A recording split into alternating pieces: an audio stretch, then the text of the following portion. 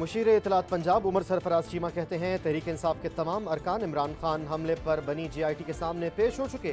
नून league 12 notice के बावजूद पेश न हुई, झूठ बयानिए बनाए जा रहे हैं। बरतानिया में तस्नीम हैदर ने प्रेस कॉन्फ्रेंस में हमले की साजिश का भांडा फोड़ा, इस पर भी तहकीकात जारी हैं।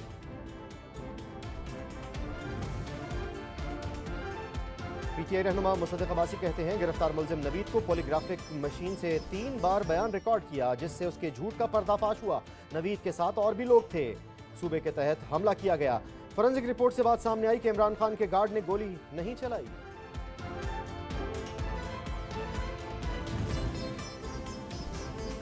गवर्नर पंजाब का हुक्मनामा गैर आईनी है, इस तरह तो कोई भी हुकूमत नहीं बचेगी। सीनियर कानूनदान एतजाज एहसन का दावा। कप्तान पर तनकीद करते हुए कहा कि PDM चाहती थी कि ये मामला ताखीर का शिकार हो, इसने अपना मकसद हासिल कर लिया।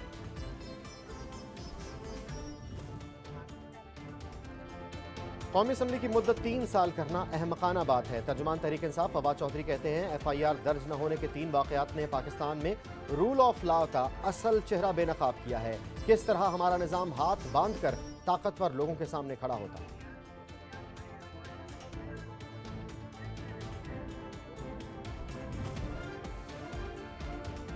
सियासी जमातों के अकाउंट्स की छानबीन का मामला।